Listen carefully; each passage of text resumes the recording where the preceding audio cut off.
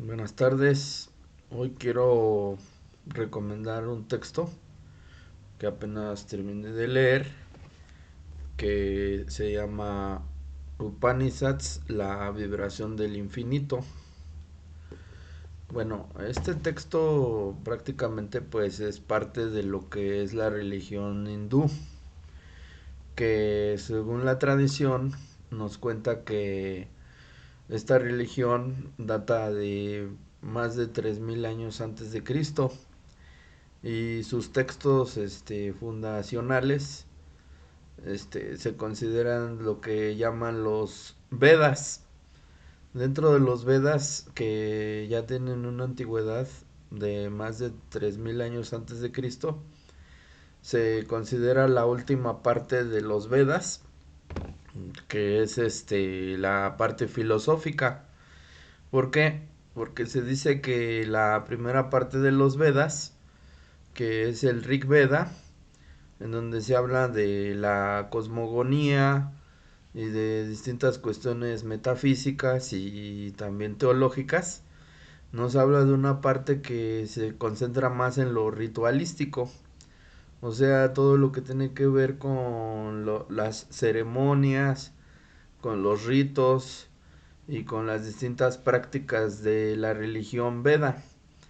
Ya cuando escriben los Upanishads, que aproximadamente se datan dentro del 1500 antes de Cristo al 500, se puede decir que ya podemos ver una postura hasta cierto punto reflexiva acerca de los temas que se tocan en los Vedas, que son más antiguos. Y entonces ya en este punto como que ya se extraen ciertas temáticas que se puede llamar como filosóficas.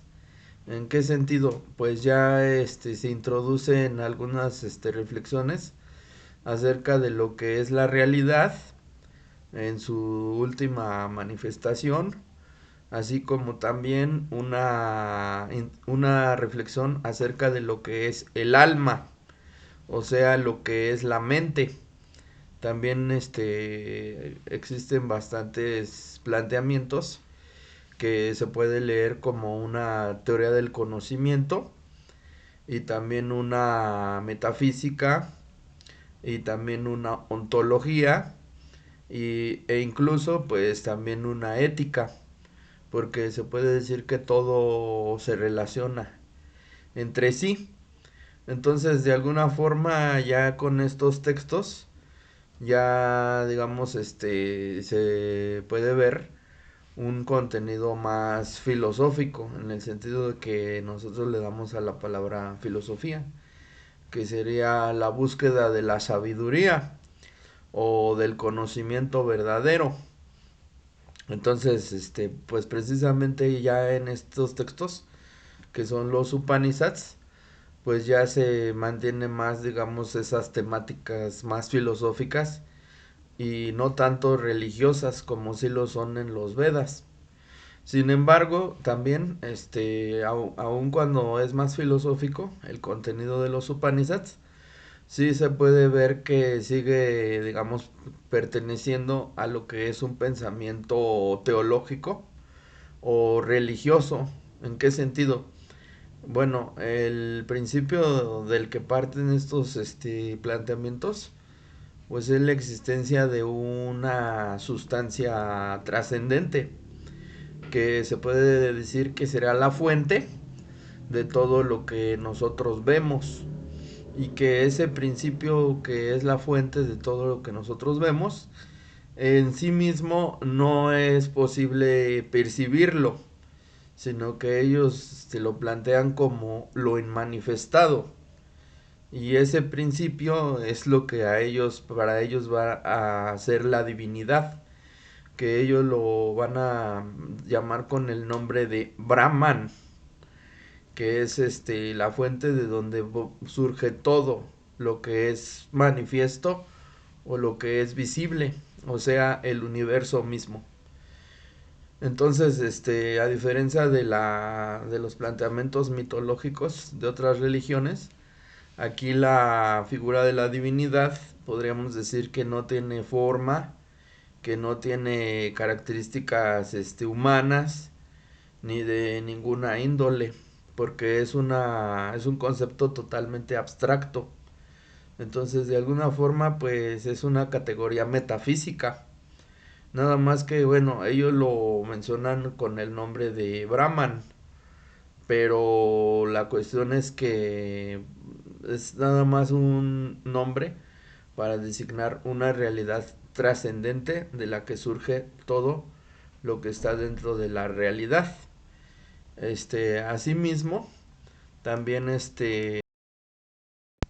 también plantean la idea de que existe un correlato de este principio último que sería Brahman, que es lo que ellos llaman el Atman, y que es lo que ellos van a llamar como el sí mismo, que digamos en otras palabras se refiere a lo que es el principio que no subyace a lo que es nuestra vida corporal y nuestra vida mental, que para ellos no sería la realidad última, la realidad mental, ni tampoco la realidad corpórea.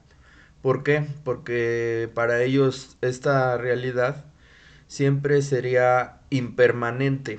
O sea, estamos todo el tiempo, estamos cambiando, nunca permanecemos igual y siempre venimos, se podría decir, en un proceso de descomposición en el que tarde o temprano vamos a terminar el ciclo de nuestra vida en el plano terrenal, pero digamos que para ellos, digamos, ese principio que es lo que llama el Atman sería lo que subyace a la descomposición, a la muerte del cuerpo, que es más o menos como lo que en la cultura cristiana llamarían el alma, que sería lo que trasciende al cuerpo. Ajá. Entonces, dicen ellos que a través de dicho principio permanecemos, se podría decir, pero ya no en la realidad física, sino en la realidad metafísica, que sería la realidad última, que sería Brahman. Entonces, uno de sus postulados más, digamos, sí, más significativos o más, más representativos es que este principio que constituye el alma de las personas se identifica en último término con el principio último que sería Dios. Ajá. Entonces, se podría decir que forman una unidad. No sé, el hecho es de que dicho principio último se manifiesta de muchas formas. Una de ellas sería la realidad física, o sea, el universo. Pero también una de otras sus manifestaciones sería el alma. No nada más el alma de las personas, sino el alma del mundo. El alma que podríamos decir que anima la realidad física. O sea que sería el cosmos, ¿no? Pero se puede decir que nosotros de alguna forma, en tanto que somos parte de la creación, participamos de dicho principio y entonces podemos mantener una cierta identidad con la fuente que nos creó. En otras palabras, nosotros somos eso. Así también tienen un aforismo en donde dice, tú eres eso. Entonces, no es que Dios está fuera de nosotros o de nuestro alcance, sino que es parte de nosotros. Incluso para ellos va a ser muy importante la meditación, porque a través de dicha práctica, que sería el autoconocimiento, el ser humano o el sabio tendría la oportunidad de llegar a el conocimiento de lo divino que habita dentro de sí mismo. No es necesario buscar a Dios fuera de nosotros, sino que Dios habita dentro de el alma del ser humano. Nada más que aquí no es tan fácil de encontrarlo, porque como existen tantas distracciones acerca de lo que es lo corporal o de lo que es lo sensitivo, a través de las cinco, o sea, de los cinco sentidos, de lo que los objetos nos distraen y nos encadenan, y no nada más eso, sino también la vida mental, que también es muy agitada, incluyendo lo que son las ideas, y lo que son las emociones, y lo que son los sentimientos, y lo que son las pasiones. Se podría decir que no somos capaces de ver ese principio que subyace dentro de nosotros y que es lo que nos da, se podría decir, vida. Ajá. Entonces dice que para poder descubrir ese principio o llegar a ese conocimiento de lo que ellos llaman el conocimiento real, tendríamos que, se podría decir, silenciar lo que son las voces del mundo sensitivo, pero también del mundo mental, que es lo que no nos permite el conocimiento de lo verdadero, que permanece oculto. Entonces hay que descubrirlo. ¿Cómo? A través de la meditación, que es una práctica que también se enfatiza mucho en el texto, en donde se recoge, se podría decir, el espíritu a través de una especie sí, es una práctica física que tiene que ver con la respiración y de cómo calmar la mente. ¿Para qué? Para poder llegar a ese núcleo en el que está muy oculto precisamente por todo lo exterior. Entonces, supuestamente aquí la idea es que cuando ya nosotros lleguemos al conocimiento de ese principio último, en consecuencia podemos experimentar lo que es la calma, la cesación de todo el pesar y de todo el sufrimiento que conlleva lo que es la existencia empírica, incluyendo las emociones, ¿no? Entonces, para poder alcanzar esa dicha, esa plenitud del espíritu, tenemos que contemplar lo que es la divinidad que habita dentro de nosotros. Entonces, por eso es muy importante la práctica de la meditación, que también, entre otras cosas, aquí se puede mencionar que, bueno, de acuerdo, porque también dentro de la tradición hindú, no nada más están los Upanishads, sino también están los relatos de las manifestaciones sensibles de los dioses, que son los Puranas, en donde nos hablan de una serie de anécdotas o de historias, como nosotros lo entendemos como los mitos, en donde una de las manifestaciones de la divinidad es el dios Shiva, que él representa precisamente la destrucción, pero no es una destrucción negativa, porque si estamos en el entendido de que el mundo de los sentidos nos ilusiona y nos engaña para ocultarnos lo que es la realidad última y nos esclaviza, entonces el poder que tiene Shiva para poder destruir, pues aquí se aplicaría a la destrucción de la ilusión que conlleva la vida, digamos, dedicada a lo que son los placeres o las emociones o las sensaciones, que sería todo eso un engaño en donde nosotros estamos esclavizados. Y precisamente por esa, digamos, por esa dependencia a lo sensible, el identificarnos solamente con el cuerpo y creer que solamente somos un cuerpo o que somos un conjunto de ideas, de pensamientos y de emociones que siempre están cambiando, eso también conllevaría la mortalidad. Entonces, cuando nosotros nos, digamos, encomendamos a la divinidad, en este caso que sería Shiva, podemos evocar el poder que tiene para poder destruir dichas ilusiones o dichas cadenas.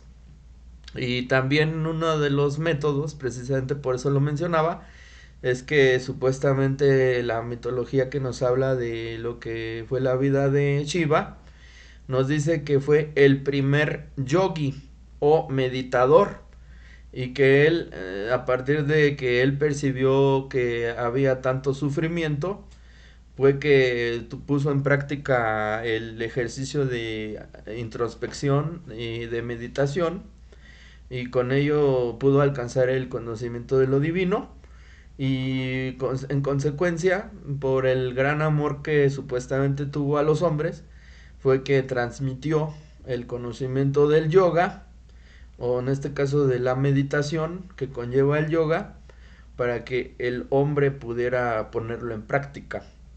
Entonces, precisamente se puede decir que el yoga es un conocimiento que o sea, le debemos al dios Shiva, en tanto su poder que tiene para poder destruir el ciclo de la reencarnación, porque también aquí está, digamos, de trasfondo que esta vida no termina cuando nosotros morimos en cuerpo, sino que si nosotros todavía somos ignorantes y dentro de la vida en la que tuvimos no llegamos a esa sabiduría o a ese conocimiento de lo que es la realidad última, entonces vamos otra vez a reencarnar otra vez dentro del mundo y hasta que tengamos esa conciencia para poder llegar a dicho conocimiento, entonces ya nos podremos liberar y entonces nos liberaremos del ciclo del nacimiento y de la muerte. Y entonces, ¿qué va a pasar?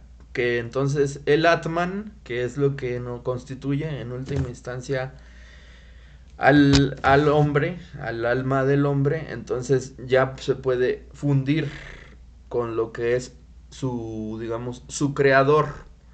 O sea que serían ser uno solo con el absoluto, que está más allá de lo que es la realidad sensible. Ajá, y que está más allá de la dualidad. Ajá, que está más allá de lo que es el bien, de lo que es el mal, de lo que es la luz y de lo que es la oscuridad, de lo bueno y de lo malo, ¿no? De la vida y de la muerte. Entonces, pues ya con eso descansaríamos, podríamos decir.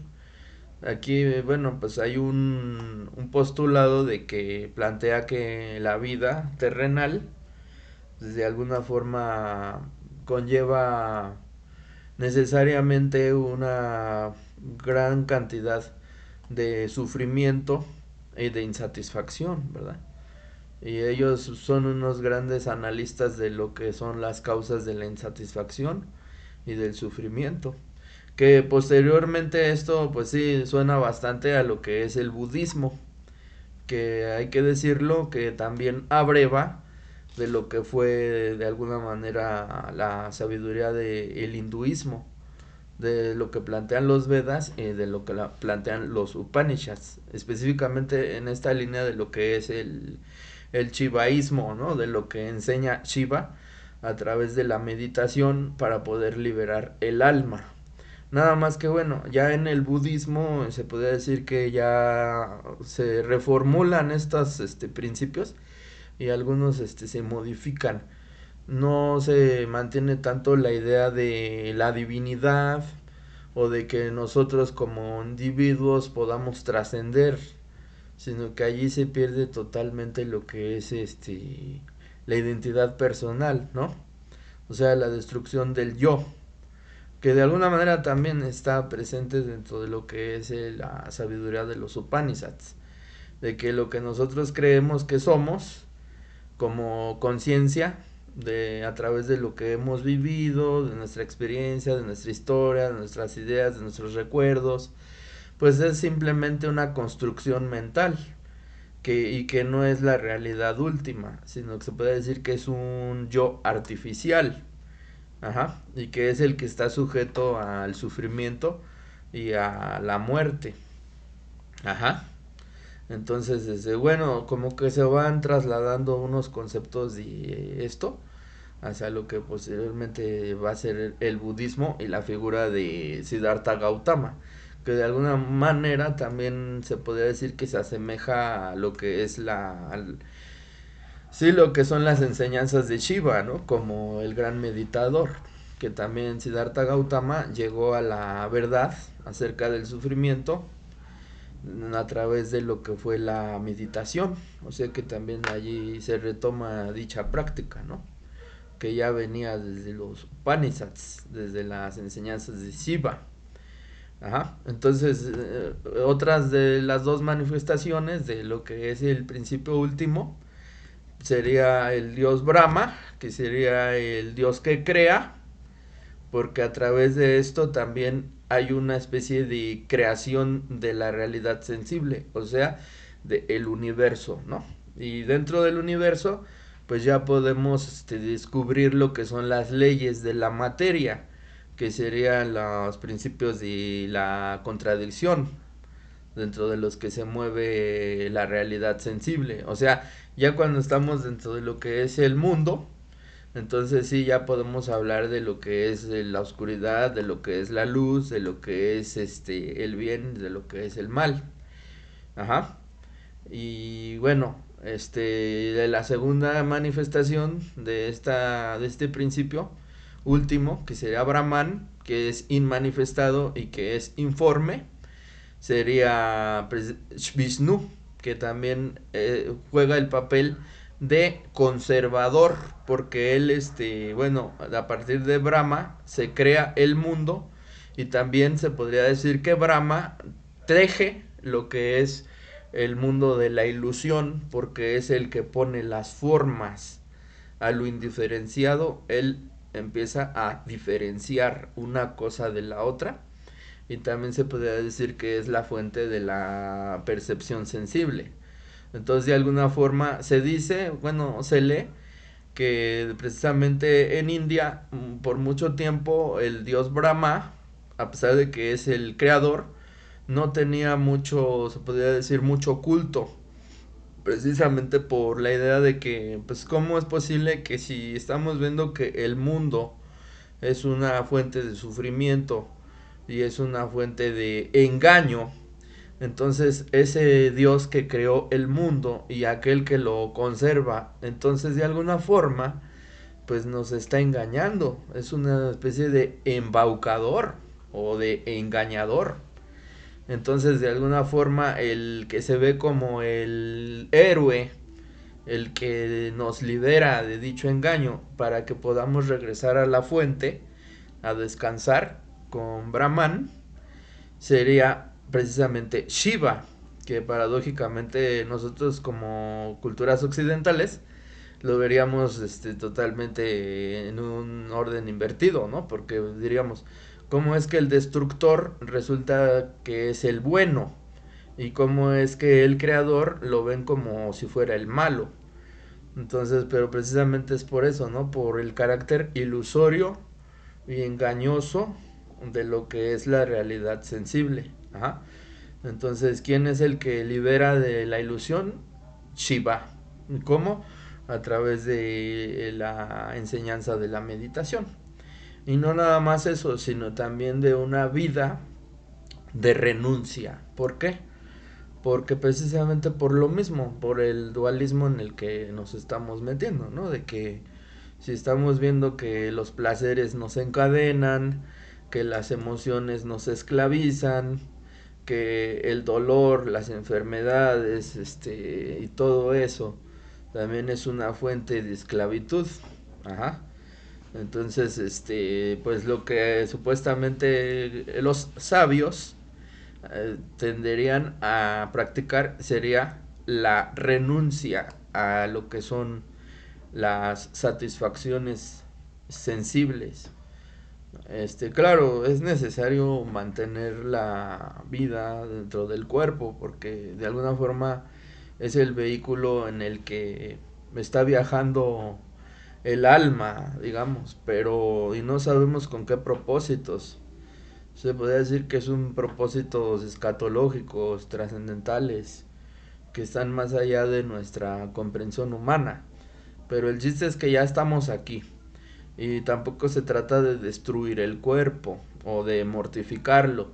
Claro, en la India se ha llegado también al sectarismo de los extremos en cuanto a, por ejemplo, lo que son las prácticas de los fakires, que ellos sí explícitamente tratan de alcanzar el estado de purificación a través de lo que es la mortificación del cuerpo, ¿no?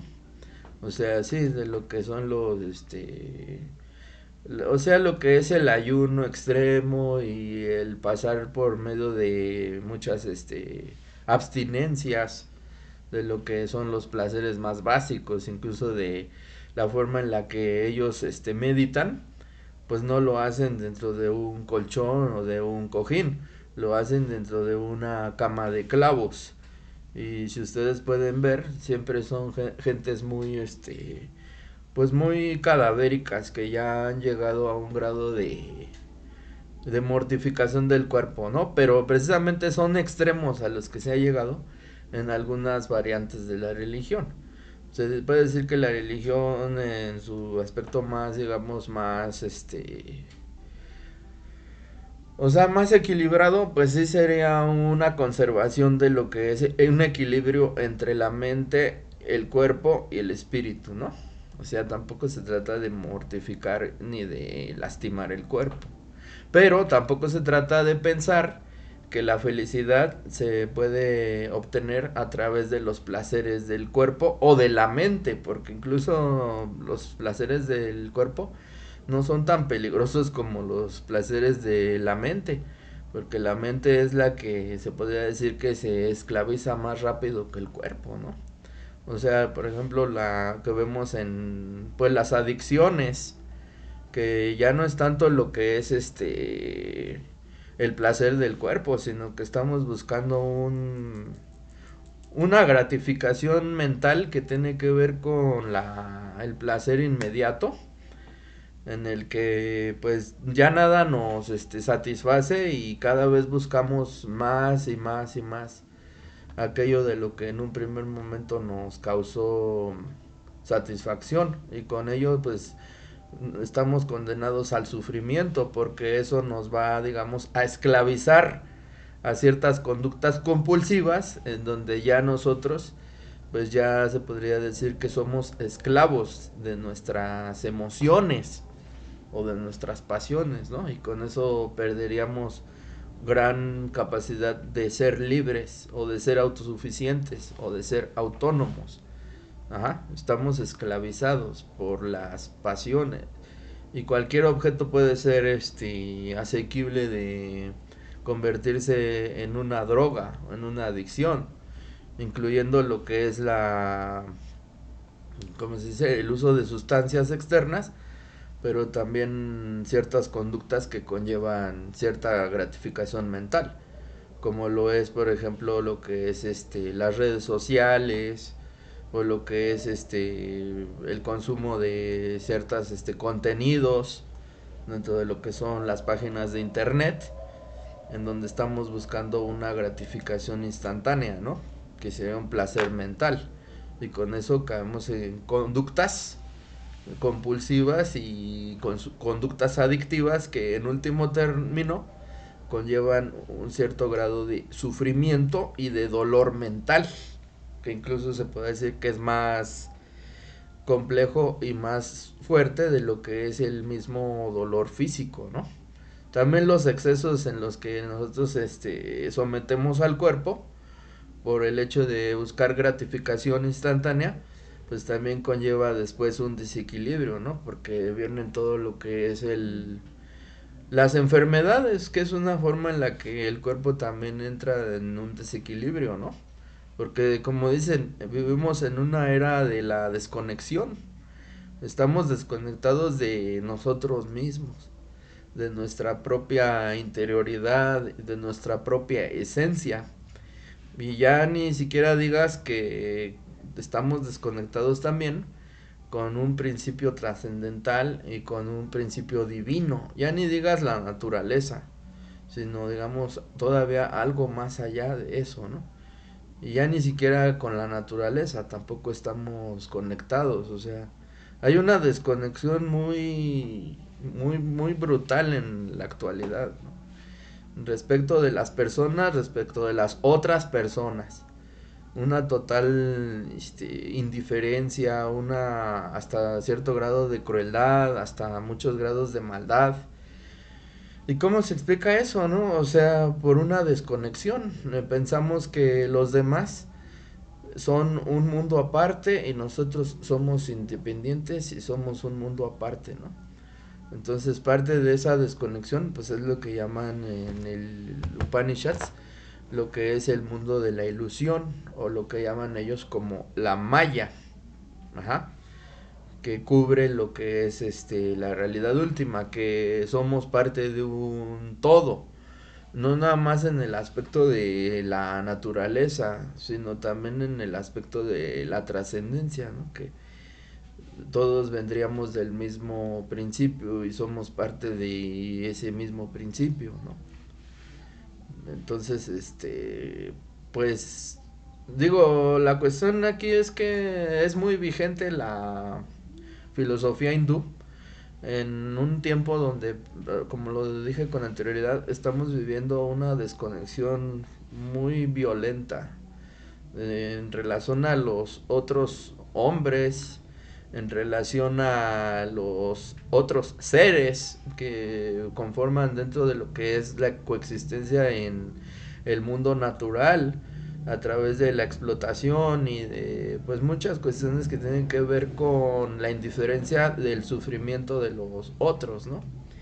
Y ya ni digas lo que es una desconexión de nosotros con un principio trascendente, porque también la religión cristiana está muy o sea, ya se puede decir que la gente está muy desencantada de lo que ha sido la manera en la que han llevado la religión cristiana, la religión católica, y ya se ha visto también un hartazgo del externalismo en el que se lleva esa religión, precisamente de lo ritual que resulta a veces pues muy exterior, que no conecta a lo mejor con lo que las personas necesitamos como seres espirituales que somos, ¿no?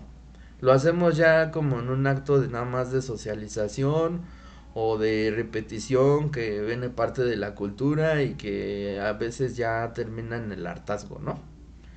Entonces, precisamente pensamos que la única forma de conectar con lo trascendente es a través de la religión que nos han inculcado, que es el catolicismo.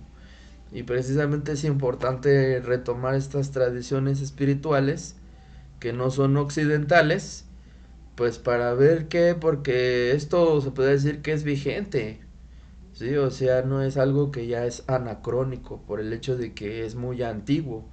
No siempre lo más antiguo es, digamos, no siempre lo más nuevo es lo más moderno o lo más actual, ¿no? Sino que puede resurgir algo del pasado y adquirir un significado pues muy relevante en una época en la que precisamente creo que es necesario volver otra vez a conectar con nosotros mismos, ¿no? Que es la última parte que me faltó, ¿no? O sea, creo que hay una desconexión de lo que somos y pues es parte de la época, ¿no? También la era tecnológica pues nos ha desconectado, nos ha conectado con el otro, con la otra parte del mundo, pero nos ha desconectado de nosotros mismos, de las personas que nos rodean, de la misma naturaleza y ni siquiera con los otros que estamos en contacto con las otras personas de la otra parte del mundo, tampoco es una conexión verdadera, tampoco es una conexión real, como que se ha decantado mucho a lo artificial, a lo que es la banalidad, ¿no? Y precisamente en búsqueda de una satisfacción inmediata, que es el reconocimiento de lo que es el mundo virtual a través de lo que son los likes o de lo que son las vistas, ¿no? Ya ni digas de lo que es la vanidad, o sea, de todo lo que son las imágenes y lo que son las fotos. Entonces estamos cayendo, como dicen los hindús, dentro de por sí el mundo ya es una ilusión y ya es una realidad falsa, ¿no? Y luego con la realidad virtual se podría decir que estamos duplicando todavía el carácter ilusorio de la realidad, o sea, estamos montándonos sobre lo que es la ilusión dentro de la ilusión misma. Entonces estamos doblemente cegados, se podría decir, estamos en una época de, yo así lo veo, de mucha oscuridad, ajá, en relación a lo que es la conciencia, ajá. Y bueno, precisamente por eso me pareció interesante, me pareció relevante. Hay muchas cosas que desconozco, hay que meterse de lleno a esto, porque es un mundo y tiene mucho, hay una fuente inagotable de sabiduría, de filosofía. Claro, la filosofía aquí se podría decir que se puede leer entre líneas, porque no deja de ser una religión. Pero hay que recordar, ya para terminar, el sentido etimológico de lo que es la palabra religión, que quiere decir religar. ¿Qué es lo que vamos a religar? Lo que está desconectado. Ajá. Entonces hay que volver a religarlo. Ajá. O sea, volverlo otra vez a juntarlo. Ajá. Volverlo a reconectar. ¿A qué? A nosotros con la divinidad. Ajá. A nosotros con la humanidad. A nosotros con la naturaleza. Pero lo más importante, a nosotros con nosotros mismos. Ajá. Y todo eso pues tiene implicaciones positivas dentro de lo que es nuestra vida, ¿no? Porque conlleva una comprensión de lo que somos, de nuestras limitaciones y de una intención de querer mejorar como personas en relación a un beneficio individual, pero también colectivo, ¿no? Entonces, pues yo invito a que nos metamos en todo esto y que no tengamos miedo de lo que es la palabra divinidad. Ajá.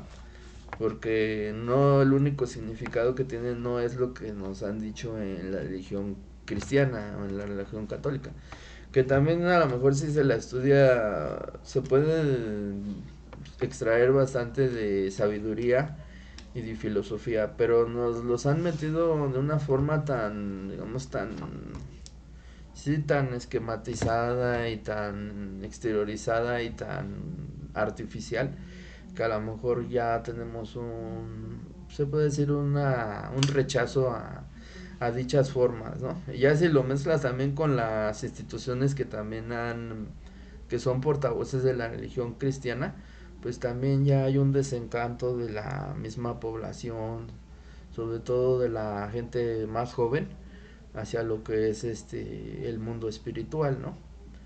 Pero bueno, entonces ahí está la sugerencia.